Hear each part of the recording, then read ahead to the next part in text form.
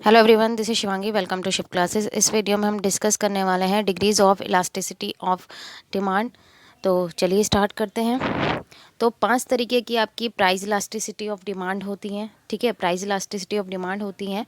क्या क्या होती हैं? Perfectly elastic demand, perfectly in elastic demand या यूनिटरी डिमांड। ठीक है, तो ये 5 तरीके की होती हैं।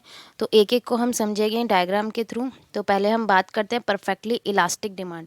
इलास्टिक नाम से ही पता लग रहा है कि इसमें चेंज आएगा, मतलब प्राइस वही रहेगा। ठीक है, क्वांटिटी डिमांडेड जो है वो चेंज होती रहेगी। इलास्टिक है डिमांड, कैसी है? इलास्टिक। तो परफेक्टली इलास्टिक मतलब चेंज होती रहेगी। कैसे होगा इसका diagram? Quantity demanded x axis पे आती है। ठीक है, यहाँ हमारा प्राइस हो गया वाई एक्सिस पे। तो प्राइस वही है, परफेक्टली इलास्टिक डिमांड है। तो जो क्वांटिटी है, ठीक है, वो चेंज होती रहेगी। कभी कम हो जाएगी, ठीक है, कभी ज़्यादा हो जाएगी। ये किस पे डिपेंड करेगा कि आपकी इनकम कम ज़्यादा और ये आपका टेस्ट चेंज हो रहा है उस पर। और इस केस में जो इलास्टिसिटी ऑफ डिमांड है वो इन्फिनिटी के बराबर होता है। किसके बराबर होता है? इलास्टिक डिमांड में इन्फिनिटी के बराबर होता है। तो आप कैसे याद कर सकते हैं? परफेक्टली इलास्टिक और परफेक्टली इन इलास्टिक डिमांड के केस में बच्चे कन्फ्यूज हो जाते हैं कि ईडी ज़ीरो के इक्वल होगा या ईडी इन्फिनिटी के इक्वल होगा। अब देखो, इलास्टिक है, इलास्टिक मतलब कि जैसे रबर बैंड होता है, ठीक है, तो हम उसे कितना ही खींच सकते हैं कि अगर हम उसको खींचना चाहें तो हम कितना ही खींच सकते हैं। तो उसी तरीके से जो परफेक्टली इलास्टिक डिमांड क्या मतलब है? हम उसे कभी भी कम कर सकते हैं, कभी भी ज़्यादा। जैसे हम रबर बैंड को कम ज़्यादा कर सकते हैं कभी भी, तो उसी तरीके से परफेक्टली इलास्टिक डिमांड भी हो जाती है ऐसी। अब बात आती है कि इसकी जो इलास्टिक डिमांड है वो किसके इक्वल होगी? इन्फिनिटी के या ज़ीरो के इक्वल होगी? तो यहाँ इन्फिनिटी को कैसे याद रखना है कि जो इसका यहाँ आप देख रहे हो कि ये कैसा है? हॉरिजॉन्टल है यहाँ पे। ठीक है, डिमांड कर्व कैसा? हॉरिजॉन्टल है यहाँ पे। तो और जो इन्फिनिटी का साइन होता है, ठीक है, ए मतलब अगर हम देखें तो कैसा होता है? लेटा हुआ 8 होता है। ठीक है, कि जो 8 है वो लेटा हुआ। तो आपको इस तरीके से ध्यान रखना है कि परफेक्टली इलास्टिक डिमांड के केस में जो डिमांड है हमारी वो किसके इक्वल होती है? इन्फिनिटी के इक्वल होती है। क्लियर हो गया? तो नेक्स्ट है अब हमारा इलास्टिक डिमांड। तो इलास्टिक डिमांड के केस में हमारी जो डिमांड होगी वो किसके बराबर होगी? पहले हम डायग्राम देख लेते हैं। ठीक है, पहले हम डायग्राम देख लेते हैं।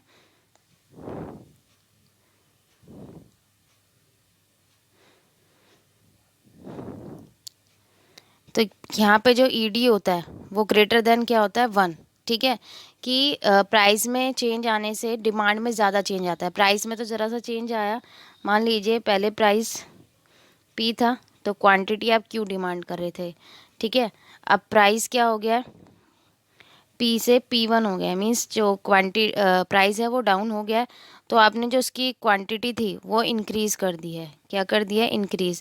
तो डिमांड का डाउनवर्ड स्लोपिंग है। इस केस में कैसा है? डाउनवर्ड स्लोपिंग है।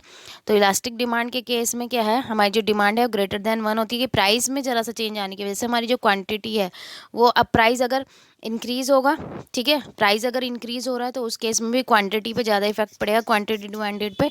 ऐसे ही अगर प्राइस डिक्रीज़ हो रहा है तो क्वांटिटी डिमांडेड पे ज़्यादा चेंज आएगा। ठीक है, तो इस केस में जो हमारी इलास्टिसिटी ऑफ डिमांड है वो क्या होता है? ग्रेटर देन 1 होता है। नेक्स्ट है हमारा परफेक्टली इन इलास्टिक डिमांड। अब आ गया इन इलास्टिक। इलास्टिक का बता दिया मैंने। इलास्टिक का परफेक्टली इलास्टिक डिमांड में क्या था कि जो हम डिमांड है कभी भी कम ज़्यादा कर सकते हैं। और वहाँ पे जो वो डिमांड का है हॉरिजॉन्टल होता है और इन्फिनिटी का साइन कैसा होता है कि 8 जो है वो लेटा हुआ है। ठीक है, तो उसी तरीके से जो वहाँ जो हमारी डिमांड थी वो इन्फिनिटी के इक्वल थी। अब आ गया in elastic demand. In elastic demand मतलब जिसे हम बिल्कुल भी हिला नहीं सकते। तो डिमांड कहाँ होती है हमारी? एक्स एक्सिस पे होती है। ठीक है, ये हो गई हमारी क्वांटिटी डिमांडेड और यहाँ हमारा प्राइस हो गया। तो डिमांड बिल्कुल नहीं हिल रही है, डिमांड जहाँ थी वहीं की वहीं है। तो ये डिमांड थी तो ये यहाँ की यही है। तो यहाँ डिमांड कर्व कैसा होता है आपका? वर्टिकल होता है। तो इस केस में ई डी इक्वल टू क्या होता है? ज़ीरो होता है। जो हमारे इलास्टिसिटी ऑफ डिमांड है ज़ीरो। प्राइस इंक्रीज़ हो डिक्रीज़ हो कोई फ़र्क नहीं पड़ता है। ठीक है, तो इस केस में क्या है, परफेक्टली इनइलास्टिक डिमांड के केस में जो हमारा डिमांड कर्व है वो क्या होता है, डिमांड कर्व क्या होता है, वर्टिकल होता है। ठीक है, प्राइस इंक्रीज हो या डिक्रीज हो कोई फ़र्क नहीं पड़ता। अब नेक्स्ट है हमारा इनइलास्टिक डिमांड। तो इनइलास्टिक डिमांड के केस में जो ईडी है, मीन्स इलास्टिसिटी ऑफ डिमांड है, वो लेस देन 1 होता है। तो यहाँ पे जितना परसेंटेज चेंज होता है, क्वांटिटी परसेंटेज चेंज होता है प्राइस में, उसके कंपैरिजन में जो परसेंटेज चेंज होता है क्वांटिटी डिमांडेड में वो कम होता है। ठीक है, कि प्राइस में ज़्यादा चेंज आ रहा है और क्वांटिटी डिमांडेड में कम चेंज आ रहा है। तो डायग्राम के थ्रू देख लेते हैं हम।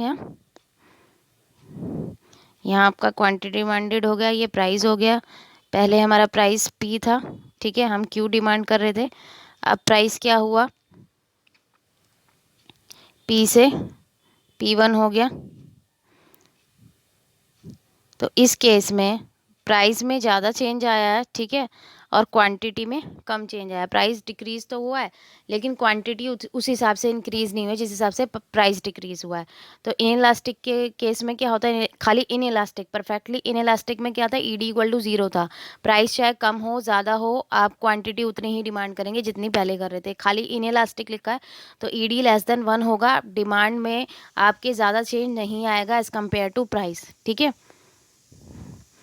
लास्ट है हमारा यूनिटरी डिमांड। यूनिटरी 1 को डिनोट करता है, यूनिट।